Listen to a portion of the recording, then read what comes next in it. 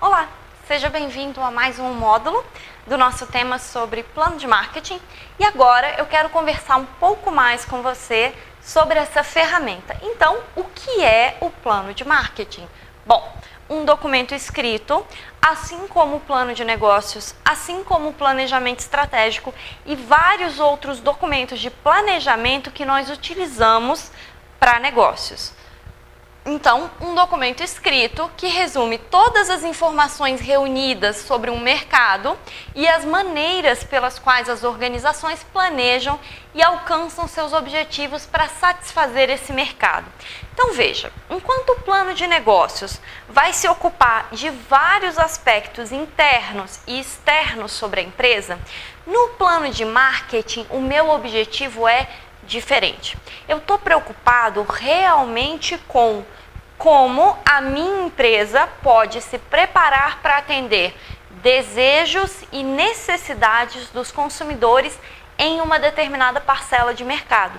Então, esse é o mote, esse é o principal objetivo que eu preciso atingir com o meu plano de marketing. Vamos ver mais um pouco?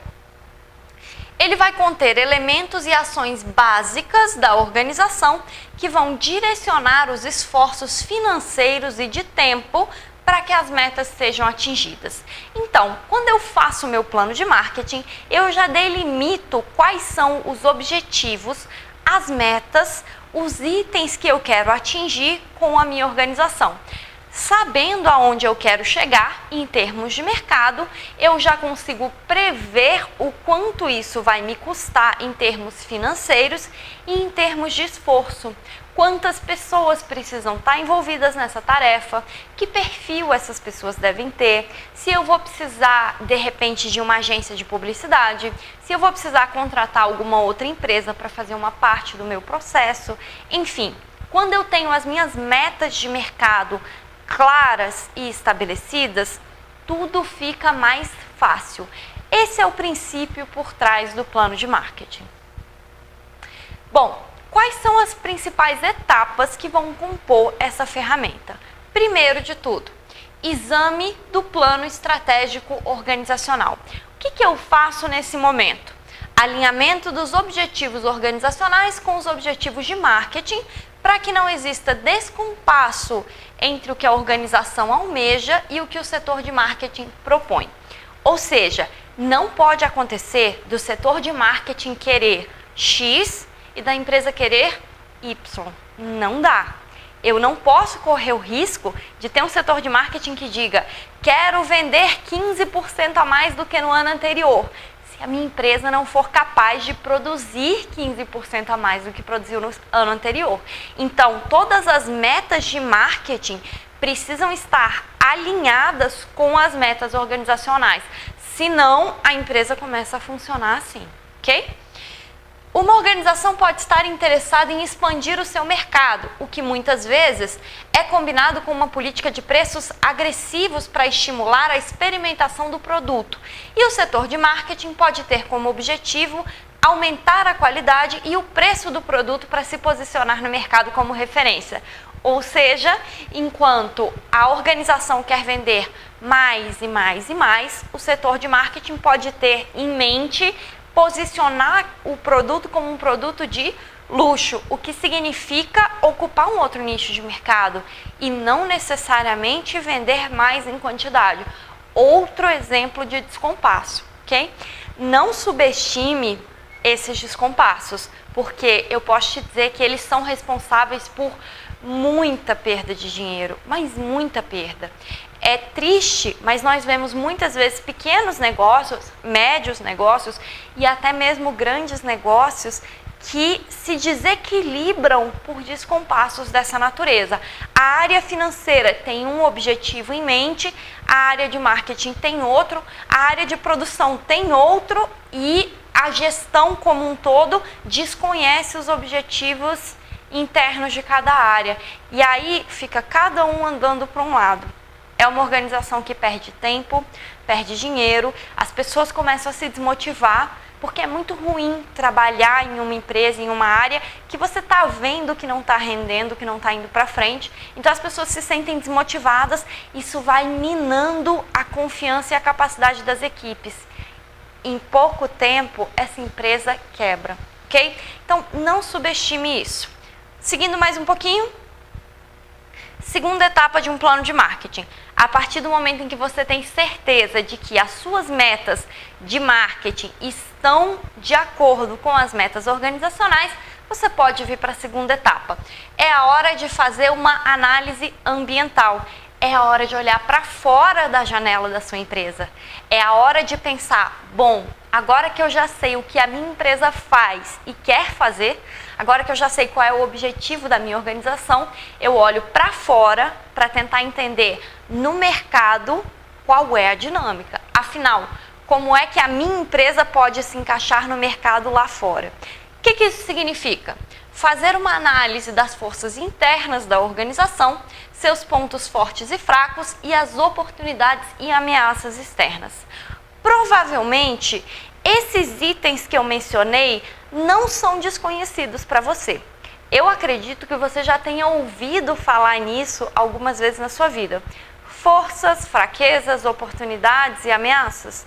Isso é conhecido por fazer parte da matriz SWOT, o que no Brasil foi traduzido como FOFA, que são justamente as letras iniciais para os itens que eu te mencionei. Forças, oportunidades, fraquezas e ameaças. O que são esses itens? Quando eu penso em forças e oportunidades, eu penso nos pontos positivos e negativos do ambiente. Quando eu penso em fraquezas internas e externas, que são representadas como ameaças, eu penso nos pontos negativos. Ou seja, é uma forma de testar como a minha empresa pode entrar com um valor a mais no mercado ou como ela pode sofrer com um valor a menos, como ela pode sofrer com alguma questão que seja uma ameaça no mercado. Da mesma forma, eu vou fazer a mesma análise interna e ver quais são os meus melhores pontos e os meus piores pontos. É uma forma de enxergar exatamente como eu estou melhor ou pior do que o que já existe no mercado, tá? Você nunca pode perder de vista que quando a sua empresa entrar no mercado, ela vai entrar para competir com empresas que já estão lá. Então, os consumidores que você espera obter, que você espera que comprem os seus produtos ou serviços, já são consumidores de alguma outra empresa. Eles já têm destino para o dinheiro que você espera que eles gastem com você. Mesmo que você diga, mas o meu produto é novo, não tem concorrência, isso significa que eles vão ter que pegar uma parcela do dinheiro para o qual eles davam outro destino para conseguir gastar na sua empresa. Ou seja, de forma direta ou indireta, você está concorrendo com alguém, nem que seja com um dinheiro que ficaria guardado na poupança, ok? Se você tiver esse raciocínio, embora seja curioso pensar que alguém possa concorrer com a poupança, mas faz sentido, porque a poupança é consumo postergado. Então, se eu coloco na poupança é porque no futuro eu quero gastar com outra coisa. E você está dizendo para esse consumidor, deixe de gastar com essa outra coisa e gaste comigo, porque eu posso atender aos seus desejos e necessidades, ok? Seguindo um pouco mais, essa análise ambiental vai auxiliar a organização a determinar como os seus pontos fortes e fracos podem auxiliar a empresa a conquistar algumas oportunidades de mercado. Terminando a fase 2, você estaria pronto para seguir para a fase 3, que vai consistir aí no desenvolvimento dos objetivos e estratégias de marketing. O que é isso? Cada organização tem os seus próprios propósitos. Então, de acordo com a competitividade da sua empresa, essa organização pode escolher entre as várias opções para aproveitar o mercado. Quais mercados-alvo ela vai almejar? Quais produtos ela vai desenvolver para atender a esse mercado? E qual o custo-benefício de cada mercado explorado? Ou seja, existem muitas possibilidades para atuar em um mercado. qual possibilidade exatamente a minha empresa vai querer atingir? Qual oportunidade exatamente a minha empresa vai querer utilizar, ok? Essas são perguntas importantes. Vou te dar um exemplo simples de um produto que todos nós compramos de uma forma ou de outra. Se você me diz, vou vender roupas, o que é que você está me dizendo realmente? Muito pouco. Por quê? A feira vende roupas, você pode comprar roupas na banquinha da feira, e você pode comprar roupas em lojas luxuosíssimas de grife que custem, por exemplo, R$3.000 uma peça, o que é muito acima do preço de uma banca de feira. Aí você me diz, mas faz uma imensa diferença comprar um vestido na feira ou comprar um vestido em uma loja que cobre R$3.000 por ele. Certamente faz, mas aí eu te pergunto, como a sua empresa vai se posicionar? Porque se você me disse que vai vender roupas, você me disse muito pouco. Se você me disse que vai vender roupas de baixo custo, com um apelo de preço, ok, eu entendo que você vai para um modelo parecido com o da feira. Tudo bem, siga em frente. Se você me disse que vai vender roupas de marca com um apelo de luxo, de diferenciação, de status, que você vai colocar essa loja em uma vitrine de shopping e que você vai atrair os seus consumidores por uma estratégia de diferenciação, ok, também me parece um bom negócio, desde que você tenha clareza das implicações de se posicionar aqui, ou em qualquer ponto intermediário desse espectro, porque a verdade é que em qualquer escolha que você faça para o posicionamento da sua empresa, você vai precisar entender quais são as implicações. Se isso estiver claro para você, siga em frente, ok? Então, depois de desenvolver os objetivos e estratégias de marketing, você chegaria aí ao último item, que é determinar os custos e benefícios financeiros. Com base no planejamento desenvolvido, a organização vai determinar o custo para viabilizar esse plano e quais são os resultados que podem ser conquistados com o esforço financeiro. Ou seja, depois que eu entendi o que a minha organização realmente quer em termos de marketing, eu consigo fazer uma estimativa de custos e ver, bom, isso vai custar X e nós podemos lucrar X mais 15 com isso. Então, vale a pena. Tudo bem? Deu para entender a estrutura? Ok. Agora, quero falar um pouquinho com você sobre pesquisa de marketing. O que é isso? A forma que nós, gestores, temos para obter informações importantes, precisas e práticas sobre nossos concorrentes, os melhores produtos, os consumidores e as suas práticas e preferências. Veja o seguinte, quando você vai entrar em um mercado, provavelmente você já tem concorrentes diretos ou indiretos. Já conversamos um pouquinho sobre os concorrentes indiretos. Vamos pensar agora nos seus concorrentes diretos. Você vai entrar para vender roupas ou sapatos ou o que você tiver em mente. Você vai entrar em um mercado que já tem a sua dinâmica concorrencial. Pense o seguinte, os consumidores já compram esse produto e já compram de algum concorrente. O que quer dizer que os seus consumidores já enxergam alguma vantagem em comprar no seu concorrente. Se você não consegue identificar qual é essa vantagem, qual é esse elemento que faz com que os consumidores comprem no concorrente A, B ou C, você tem um problema. Tem um problema porque você vai abrir a sua empresa sem conseguir ofertar a esse consumidor o mesmo que o concorrente A, B ou C oferta. Isso é um grande problema. Por quê? Pense que, como consumidor, você compra de quem é capaz de atender os seus desejos e necessidades. Se uma outra empresa entra no mercado para atender algo que ela acredita que seja necessário, talvez ela não acerte realmente quais são os desejos e necessidades desse consumidor. Se ela não acerta, ela não tem na mão uma boa oferta. O produto pode ser ótimo, o serviço pode ser ótimo, mas ele não vai ser o que o consumidor está esperando. Aí eu te digo que você tem um problema gravíssimo e que dificilmente essa empresa consegue resolver essa situação. Na prática, o que eu te recomendo? antes de entrar no mercado, venha para cá e faça a sua pesquisa de marketing, entendendo quem são os concorrentes que já estão no mercado, quais são os melhores produtos que o mercado já tem disponível hoje e quais são as práticas e preferências dos consumidores que já compram esses produtos e serviços hoje, ok? Veja aí, pesquisa de marketing é caracterizada pela elaboração, coleta, análise e edição de descobertas, dados e informações específicas para o ambiente de marketing de uma organização. Então, todos esses pontos aqui, todas essas etapas, fazem parte da pesquisa de marketing. Nessa pesquisa, eu preciso elaborar, coletar, analisar e editar dados e informações. Bom, etapas na pesquisa de marketing. Vamos lá? Primeira etapa, definição do problema, das alternativas de decisão e dos objetivos de pesquisa.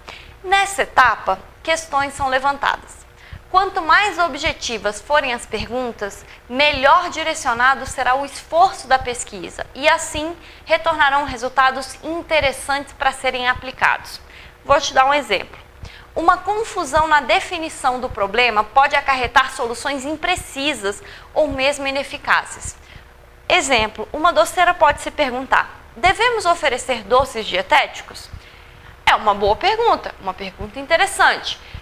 O que eu vou precisar para responder essa pergunta? De saída, dinheiro, pessoas e tempo, porque eu vou ter que ir para o mercado, conversar com alguns potenciais consumidores, analisar dados de mercado que já tenham sido coletados em outras pesquisas para tentar identificar se existe realmente demanda para esse produto, doces dietéticos. Agora eu te pergunto, será que essa foi a melhor pergunta que poderia ter sido feita? Porque pode ser que a resposta seja não. E se a resposta for não? Se eu te disser, olha, os dados de mercado mostram que produzir doces dietéticos talvez não seja uma boa opção. E eu acabei de consumir 15 mil reais para fazer essa pesquisa, por exemplo. E aí? Talvez fosse mais interessante fazer uma outra pergunta. Por exemplo, que tipo de produtos devemos oferecer além dos que oferecemos? Uma pergunta mais ampla e que vai jogar para os meus consumidores a resposta. Uma coisa é eu perguntar para o meu consumidor, possível, né? Um possível consumidor. Você compraria doces dietéticos? E a pessoa pode te dizer, não tenho o hábito de comprar doces dietéticos. Ah, tudo bem, obrigado. Outra coisa é você dizer, olha, que outros produtos nós podemos oferecer na nossa doceria? Que outros produtos você compraria? Dessa forma, você pede ao seu consumidor que pense sobre outros itens que ele considera desejos ou necessidades. Talvez ele te dê respostas que você não esperava. Por exemplo, eu gostaria de poder comprar doces congelados para levar para casa e, enfim, fazer em casa. Ou eu gostaria de poder comprar salgados congelados. Talvez fosse o caso de ampliar um pouco a sua linha de trabalho e não fazer apenas doces, fazer também salgados que eu possa levar para casa. São respostas interessantes, são respostas que você pode ouvir de alguns consumidores. Na essência, o que eu te recomendo? Se você vai fazer uma pesquisa de marketing, faça perguntas corretas, porque senão é muito tempo, costuma ser muito dinheiro e costuma exigir muito esforço da empresa para algo que não vai te dar a resposta que você realmente precisa. Então, na hora de pensar quais são realmente as perguntas que você deve fazer, procure prever as respostas. Por exemplo, se você tivesse pensado um pouco antes na primeira pergunta, você saberia que a resposta poderia ser sim ou não. Você compraria doces dietéticos? Sim, não. Respostas com sim ou não apenas confirmam premissas. Elas não te dão mais informações sobre o comportamento de consumo do seu consumidor. Em alguns pontos, é muito mais interessante você ter perguntas que te deem respostas abertas, como essa aqui. Bom, o que mais você compraria numa doceria?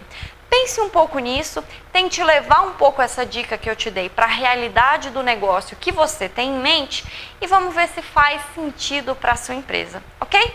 Vamos ver o segundo ponto? Desenvolvimento do plano de pesquisa. Nessa etapa, são tomadas as decisões sobre fontes de dados, abordagens de pesquisa, instrumentos de pesquisa, plano de amostragem e métodos de contato. Quando eu penso em fontes de dados, o que é que eu penso? Eu tenho que prever de onde virão os meus dados. Veja, aqui eu estou fazendo um planejamento grande para tudo que vai estar envolvido na minha pesquisa. Então, de onde virão os meus dados com os quais eu vou trabalhar? Eu vou usar dados secundários que venham de uma pesquisa ou de alguma coleta que já foi feita? Ou eu vou usar dados primários que eu mesmo vou coletar ou que vou contratar alguém para coletar para mim? Isso é importante. Dados primários costumam ser mais caros. Claro, ir a campo para coletar naturalmente vai ser mais caro do que simplesmente utilizar um dado que já existe. Por outro lado, se você tiver muita clareza do dado que você realmente espera encontrar, você consegue fazer uma coleta que vai ser potencialmente muito mais útil para você do que simplesmente usar um dado secundário. São coisas que você precisa pesar de acordo com a sua realidade, ok? O que mais você precisa pensar? Abordagens de pesquisa. Existem várias formas possíveis para fazer uma pesquisa de marketing.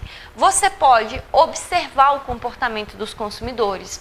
Você pode fazer um grupo focal, no qual você reúna vários consumidores com um perfil semelhante e faça perguntas direcionadas ao padrão de consumo.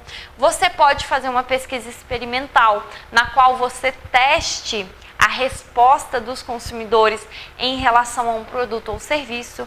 Enfim, as possibilidades são muitas e tudo isso precisa ser muito bem planejado. De novo, não me ache repetitiva, mas é porque a informação realmente é importante. Planeje com muito cuidado a sua pesquisa de marketing para não perder tempo e dinheiro sem obter os dados que você precisa, ok? Mais uma coisinha para você pensar. Você pode trabalhar com questionários. Para coletar dados primários, os pesquisadores podem utilizar questionários fechados ou então pesquisa qualitativa.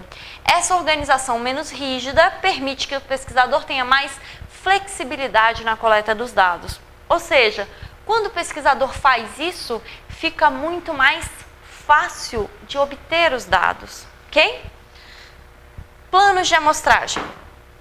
São compostos por informações sobre quem serão pesquisados, se os perfis são homens, mulheres, pessoas com renda acima de um certo valor, como os entrevistados serão escolhidos, se serão escolhidos ao acaso, por conveniência, por indicação e quantos serão pesquisados. Essas informações vão determinar o quão confiável é a amostra. Se você já fez na sua vida algum trabalho científico, provavelmente você já teve que pensar ou refletir sobre a qualidade da sua amostra. Talvez esse tema seja novo para você, talvez não. Veja o seguinte, sempre que nós vamos coletar dados com alguns indivíduos, nós fazemos isso sob a premissa de que esses indivíduos que nós escolhemos, por alguma razão, representam de forma confiável uma parcela da população que nós queremos atingir.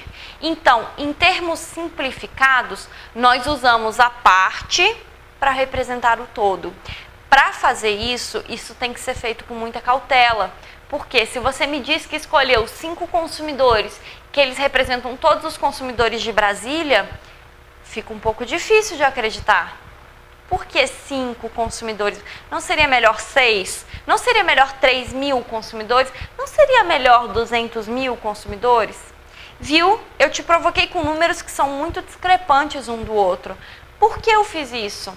Para que você entenda que uma boa amostra pode exigir um número bem alto de consumidores, mas é o que é necessário para que se tenha confiabilidade. E aí, de novo, eu volto àquele ponto.